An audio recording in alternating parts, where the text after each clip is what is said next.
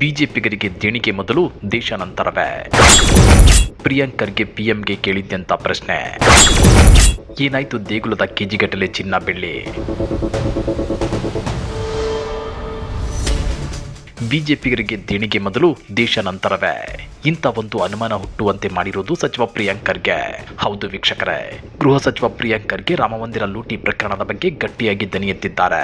ಅಯೋಧ್ಯೆ ರಾಮಮಂದಿರದಲ್ಲಿ ಮಂಗಮಾಯವಾದ ಕೆಜಿಗಟ್ಟಲೆ ಚಿನ್ನ ಬೆಳ್ಳಿ ಏನಾಯ್ತು? ಈ ಬಗ್ಗೆ ಪ್ರಿಯಾಂಕ್ ಖರ್ಗೆ ಎತ್ತಿರೋ ಪ್ರಶ್ನೆಗಳಾದ್ರೂ ಏನ್ ಗೊತ್ತಾ? ಅದನ್ನ ಡೀಟೇಲ್ ಆಗಿ ತೋರಿಸ್ತೀವಿ. ಆದ್ರೆ ಅದಕ್ಕಿಂತ ಮೊದಲು ಹಲೋ ಕನ್ನಡ ಯೂಟ್ಯೂಬ್ ಚಾನಲ್ ಅನ್ನ ಸಬ್ಸ್ಕ್ರೈಬ್ ಮಾಡ್ಕೊಳ್ಳಿ. ಹಾಗೇನೇ ಪಕ್ಕದಲ್ಲಿರೋ ಬೆಲ್ ಬಟನ್ ಅನ್ನು ಪ್ರೆಸ್ ಮಾಡಿ. ದೇಶಾದ್ಯಂತ ಕೋಟ್ಯಾಂತರ ರಾಮಭಕ್ತರ ಶ್ರದ್ಧೆ ಮತ್ತು ನಂಬಿಕೆಯ ಸಂಕೇತವಾಗಿರುವ ಅಯೋಧ್ಯೆಯ ರಾಮಮಂದಿರದ ಸುತ್ತ ಈಗ ಭಾರಿ ವಿವಾದವೊಂದು ಸೃಷ್ಟಿಯಾಗಿದೆ.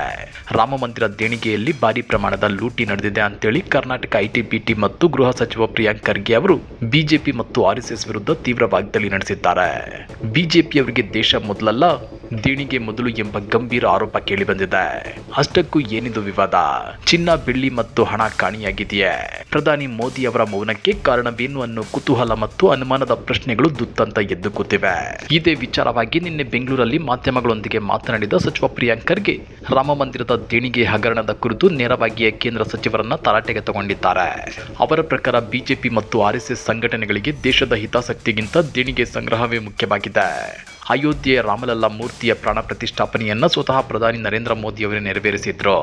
ಜೊತೆಗೆ ಮಂದಿರದ ಉಸ್ತುವಾರಿಗಾಗಿ 15 ಸದಸ್ಯರ ಟ್ರಸ್ಟ್ ಸಮಿತಿಯನ್ನು ರಚಿಸಲಾಗಿದ್ದು ಅದರಲ್ಲಿ 12 ಮಂದಿಯನ್ನ ಕೇಂದ್ರ ಸರ್ಕಾರವೇ ನಾಮನಿರ್ದೇಶನ ಮಾಡಿದೆ. ಹೀಗಿದ್ರೂ ಅಲ್ಲಿ ಇಷ್ಟೊಂದು ದೊಡ್ಡ ಮಟ್ಟದ ಹಗರಣ ನಡೆಯುತ್ತಿದ್ದರೂ ಪ್ರಧಾನಿ ಮೋದಿ ಅವರು ಯಾಕೆ ಮೌನವಾಗಿದ್ದಾರೆ ಅಂತೇಳಿ ಪ್ರಿಯಾಂಕ್ ಖರ್ಗೆ ನೇರವಾಗಿ ಪ್ರಶ್ನಿಸಿದ್ದಾರೆ.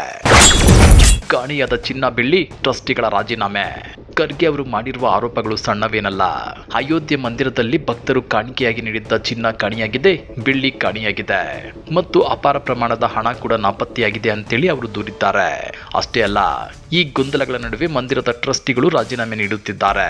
ಇಷ್ಟೆಲ್ಲ ನಡೆಯುತ್ತಿದ್ರೂ ಕೇಂದ್ರ ಸರ್ಕಾರವಾಗಲಿ ಅಥವಾ ಪ್ರಧಾನಿ ಮೋದಿ ಅವರಾಗಲಿ ಇದರ ಬಗ್ಗೆ ಉತ್ತರಿಸುತ್ತಿಲ್ಲ. ಇತ್ತ ಉತ್ತರ ಪ್ರದೇಶದ ಸಿಎಂ ಯೋಗಿ ಆದಿತ್ಯನಾಥ್ ಅವರು ಭಾಷಣಗಳಲ್ಲಿ ಜನರು ರಾಮಭಕ್ತರ ನಂಬಿಕೆಯನ್ನ ಪ್ರಶ್ನಿಸಬಾರದು, ನೋಯಿಸಬಾರದು ಎನ್ನುತ್ತಾರೆ. ಆದ್ರೆ ಖರ್ಗೆ ಕೇಳುತ್ತಿರೋದು ಒಂದೇ ಪ್ರಶ್ನೆ: ಭಕ್ತರ ಆ ನಂಬಿಕೆಗೆ ನೋವುಂಟು ಮಾಡಿದ್ದು ಕಾಂಗ್ರೆಸ್ ಅಥವಾ ಸಮಾಜವಾದಿ ಪಕ್ಷವೇ? ಅದನ್ನ ಲೂಟಿ ಮಾಡಿದ್ದು ನಿಮ್ಮದೇ ಸರ್ಕಾರ. ಆ ಲೂಟಿಯಲ್ಲಿ ನಿಮಗೆ ಪಾಲು ಸಿಕ್ಕಿಲ್ಲ ಅನ್ನೋದಕ್ಕೆ ಏನ್ ಗ್ಯಾರಂಟಿ ಅಂತೇಳಿ ಪ್ರಶ್ನೆ ಮಾಡಿದ್ದಾರೆ. ಎಸ್ಐಟಿ ತನಿಖೆಯ ರಹಸ್ಯ ಮತ್ತು ಮುಚ್ಚಿ ಹಾಕುವ ಯತ್ನ. ಇನ್ನು ಈ ಹಗರಣದ ತನಿಖೆಗಾಗಿ ರಚಿಸಲಾಗಿರುವ ವಿಶೇಷ ತನಿಖಾ ತಂಡ ಅಂದ್ರೆ ಎಸ್ಐಟಿ ಕಾರ್ಯವೈಖರಿಯನ್ನೇ ಪ್ರಿಯಾಂಕ್ ಖರ್ಗೆ ಪ್ರಶ್ನೆ ಮಾಡಿದ್ದಾರೆ. ಯಾವುದೇ ಎಫ್ಐಆರ್ ದಾಖಲಿಸದೆ ಎಸ್ಐಟಿ ತನಿಖೆ ಆರಂಭಿಸಿದ್ದೇ ಒಂದು ಆಶ್ಚರ್ಯದ ಸಂಗತಿ. ಜೊತೆಗೆ ಈ ಎಸ್ಐಟಿ ತಂಡ ತನಿಖೆ ನಡೆಸಿ ವರದಿಯನ್ನ ಯಾರಿಗೆ ನೀಡಿದೆ ಗೊತ್ತಾ? ಒಬ್ಬ IAS ಅಧಿಕಾರಿಗೆ. ಆದ್ರೆ ಇದರಲ್ಲಿ ಟ್ವಿಸ್ಟ್ ಏನಪ್ಪಾ ಅಂದ್ರೆ ಆ ಅಧಿಕಾರಿಯೇ ಸ್ವತಃ ರಾಮ ಮಂದಿರದ ಟ್ರಸ್ಟ್ ನಲ್ಲಿ ಒಬ್ಬ ಸದಸ್ಯರಾಗಿದ್ದಾರೆ. ಆರೋಪ ಕೇಳಿ ಬಂದಿರುವ ಟ್ರಸ್ಟ್ನ ಸದಸ್ಯನಿಗೆ ತನಿಖಾ ವರದಿ ಒಪ್ಪಿಸಿದ್ರೆ ನ್ಯಾಯ ಸಿಗಲು ಹೇಗೆ ಸಾಧ್ಯ? ಪ್ರಧಾನಿ ಮೋದಿ ಅವರು ಈ ಹಿಂದೆ ನಾ ಕಾವುಂಗ ನಾ ಕಾವೇದುಂಗ ಅಂತಿದ್ರು. ಆದ್ರೀಗ ಬಿಜೆಪಿಯವರೇ ಈ ಇಡೀ ಹಗರಣವನ್ನ ಮುಚ್ಚಿ ಹಾಕಲು ತೀವ್ರ ಪ್ರಯತ್ನ ನಡೆಸುತ್ತಿದ್ದಾರೆ ಅಂತೇಳಿ ಖರ್ಗೆ ಆಕ್ರೋಶ ಹೊರಹಾಕಿದ್ದಾರೆ. ಸ್ನೇಹಿತರೆ, ಕೋಟ್ಯಾಂತರ ಜನರ ಭಾವನೆಗಳು ಮತ್ತು ಕಷ್ಟದ ಹಣ ರಾಮ ಮಂದಿರದ ದೇಣಿಗೆಯ ರೂಪದಲ್ಲಿ ಹರಿದು ಬಂದಿದೆ. ಈಗ ಕರ್ನಾಟಕದ ಸಚಿವರೊಬ್ಬರು ಮಾಡಿರುವ ಈ ಗಂಭೀರ ಆರೋಪಗಳು ರಾಜಕೀಯ ವಲಯದಲ್ಲಿ ಭಾರಿ ಬಿರುಗಾಳಿಯನ್ನ ಎಬ್ಬಿಸಿವೆ. ಹಾಗಾದ್ರೆ ಅಯೋಧ್ಯೆಯ ರಾಮ ಮಂದಿರ ಲೂಟಿ ಪ್ರಕರಣದಲ್ಲಿ ನಿಜಕ್ಕೂ ನಿಷ್ಪಕ್ಷಪಾತ ತನಿಖೆಯಾಗುತ್ತಾ? ಇದರ ಹಿಂದಿನ ಸತ್ಯಾಸತ್ಯತೆ ನಿಜಕ್ಕೂ ಹೊರಬರುತ್ತಾ?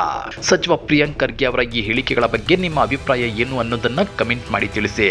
ಹಾಗೇನೇ ವಿಡಿಯೋ ಇಷ್ಟ ಆದ್ರೆ ಲೈಕ್ ಮಾಡಿ, ಶೇರ್ ಮಾಡಿ. ಇಂಥ ಮತ್ತಷ್ಟು ರೋಚಕ ಇಂಟ್ರೆಸ್ಟಿಂಗ್ ಸುದ್ದಿಗಳನ್ನ ಮಿಸ್ ಮಾಡದೆ ನೋಡಬೇಕು ಅಂದ್ರೆ ಹಲೋ ಕನ್ನಡ ಯೂಟ್ಯೂಬ್ ಚಾನಲ್ ಅನ್ನ ಸಬ್ಸ್ಕ್ರೈಬ್ ಮಾಡ್ಕೊಳ್ಳಿ.